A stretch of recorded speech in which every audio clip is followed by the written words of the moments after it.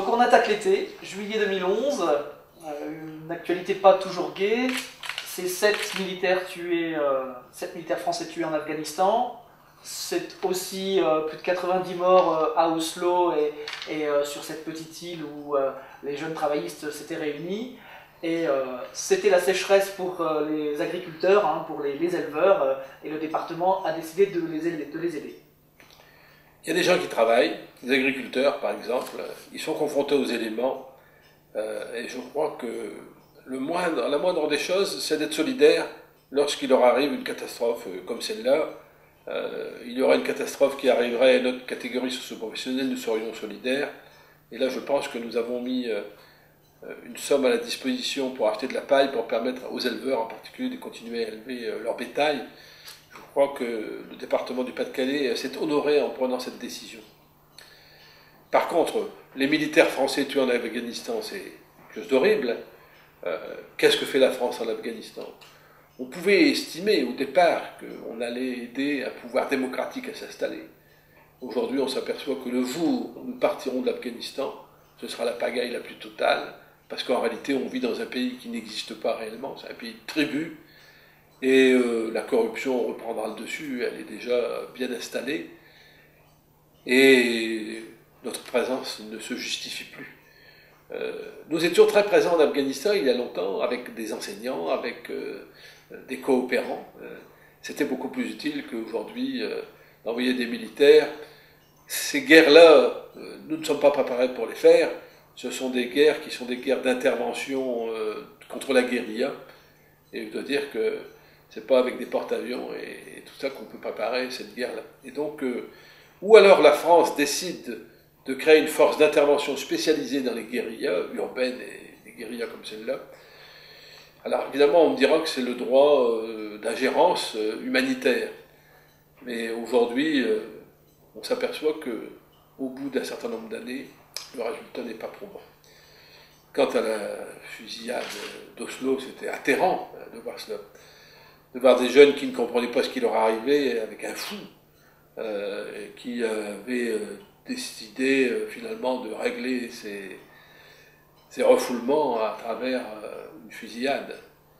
Et aujourd'hui, on s'aperçoit qu'on lui a trouvé des circonstances atténuantes, puisqu'il est soigné en unité psychiatrique, mais il faut penser aussi aux parents des jeunes qui sont morts, des jeunes qui étaient partis avec la rose au poing, parce qu'ils allaient refaire le monde à travers leur engagement politique. Et ils ont trouvé là la mort. Je pense qu'ils méritent d'avoir un monument, parce que des jeunes qui s'engagent et puis qui trouvent la mort de cette façon-là, on ne leur rend pas toujours assez hommage. Et là, ce serait peut-être l'occasion de montrer qu'il y a encore des jeunes qui sont engagés et qui, dans une affaire comme celle-là, risquent leur vie. Donc le mois d'août marqué par la panique hein, dans les bourses et sur les marchés financiers. On a aussi l'ONU qui tire la sonnette d'alarme contre les famines dans la corne de l'Afrique. Et puis, le dispositif sac à dos qui permet à des centaines de jeunes de partir en vacances. L'argent, voilà, c'est l'argent. La famine en Afrique de l'Est, c'est parce que personne ne veut être solidaire, chacun vivant dans son égoïsme personnel. Seule l'ONU attire l'attention sur des sujets comme celui-là. Mais quand on sait que toutes les 3 secondes, il y a une personne qui meurt de faim dans le monde, c'est honteux. Quand on voit aussi le gâchis qu'il y a dans d'autres coins. Tout ça, c'est pour faire plaisir aux bourses européennes, les bourses européennes et du monde. Et ils sont paniqués. Ils sont paniqués pourquoi? Parce qu'ils vont gagner moins d'argent. Ils sont paniqués parce que, alors qu'ils ont eu un certain nombre de problèmes, on les a renfloués. Ils ont continué à regagner de l'argent. Ils commencent à en perdre. Et surtout, parce que les bourses, aujourd'hui, gouvernent les États. Et quand les bourses baissent, quand les bourses paniquent, ça n'est pas parce que l'industrie produit moins ou parce qu'il y a une période qui est de récession, c'est essentiellement parce que les gouvernements n'appliquent pas ce que les bourses voudraient qu'ils décident. En réalité, les bourses voudraient aujourd'hui diriger le monde, et fort heureusement, il y a un peu de résistance, mais c'est pas toujours sûr, parce que vous voyez que dans un certain nombre de pays, en particulier les États-Unis, tous les vœux qui avaient pu être faits par Obama lors de sa campagne présidentielle ont été tirés par le bas par l'ensemble des banques américaines. Et l'argent, toujours, c'est l'opération sac à dos. C'est-à-dire qu'on donne une bourse à des jeunes du département du Pas-de-Calais qui n'ont jamais voyagé, qui ne sont jamais partis en vacances, pour pouvoir aller voir ailleurs ce qui se passe. C'est pas seulement pour voir ailleurs ce qui se passe, c'est pour leur donner l'envie de bouger. 450 jeunes qui ont bougé donc, pendant l'été, c'est essentiel parce que ce sont 450 jeunes qui sont allés voir ailleurs comment les choses se passaient, qui ont pris un moyen de locomotion pour partir, alors que vous savez que le problème des jeunes du Pas-de-Calais, c'est l'absence de mobilité. Les jeunes préfèrent rester au RSA dans le département du Pas-de-Calais que d'aller chercher un emploi parce qu'ils sont bien, parce qu'ils sont chez eux. Et donc, mais ils sont chez eux parce qu'ils n'ont jamais été voir ce qui se passait ailleurs. Et ça, c'est dans le cadre de la mobilité des jeunes, je pense que c'est une bonne opération. Septembre, la rentrée. Alors, bonne nouvelle, le Sénat bascule à gauche. C'est aussi la rentrée scolaire avec des difficultés, mais aussi des collèges qui poussent de terre. Et puis, c'est le festival d'orgue Contrepoint 62. Alors, on va commencer par la musique. Le département du Pas-de-Calais a la chance de posséder 120 orgues, dont 25 orgues classés. Et l'orgue, pour beaucoup de monde, c'est un instrument inaccessible. Et pourtant, l'orgue, c'est l'instrument le plus populaire qui soit, puisque autrefois, jusqu'à ce que le micro-sillon soit inventé, le disque, les gens n'entendaient de musique qu'à l'église. Et ils n'entendaient la musique que d'orgue. Et l'orgue avait la chance de refléter toute la musique, puisqu'un orgue, ça joue du piano, ça joue du violon, ça joue toutes les musiques. Et donc, à l'époque, c'était l'orgue ce qu'il y avait de plus populaire comme musique, et les gens n'entendaient de la musique que de musique d'orgue. Et donc, nous voulons que les gens réapprennent à entendre l'orgue qui a donné des créations musicales importantes, en particulier dans le département du Pas-de-Calais, puisqu'on a beaucoup d'organistes, le titulaire des orgues de Paris et du Pas-de-Calais.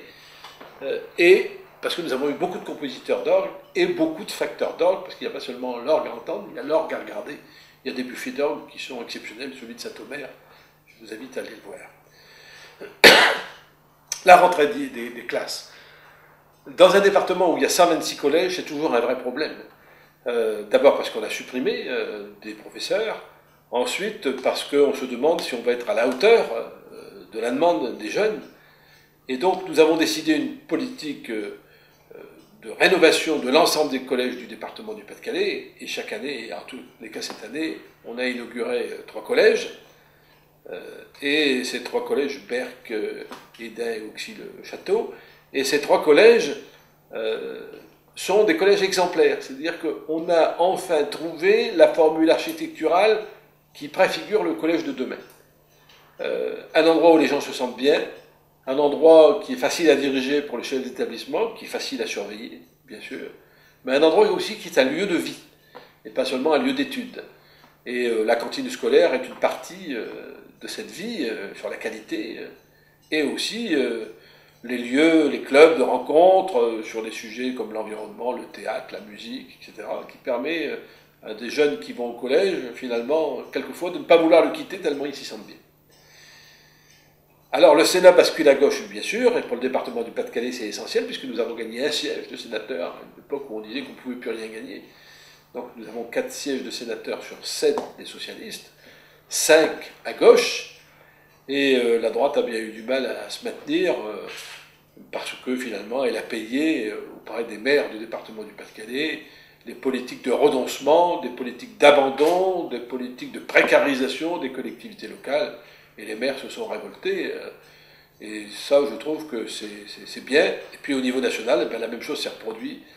Et enfin, il y a une chambre qui jamais n'a été à gauche depuis le début de son existence, donc depuis que le Sénat existe, et qui pour la première fois, alors que toutes les conditions sont faites pour que la gauche ne gagne jamais, puisque les petites communes rurales ont beaucoup plus de poids que les grandes communes urbaines, eh bien, le travail a été fait, et enfin, il y a un contre-pouvoir dont on attend beaucoup, et il y a surtout un pouvoir à gauche qui permettra, lorsque l'Assemblée nationale sera à gauche, de pouvoir tenter toutes les réformes qui ont été empêchées par le Sénat, y compris sous la présidence de François Mitterrand, et y compris sous le gouvernement de Lionel Jospin.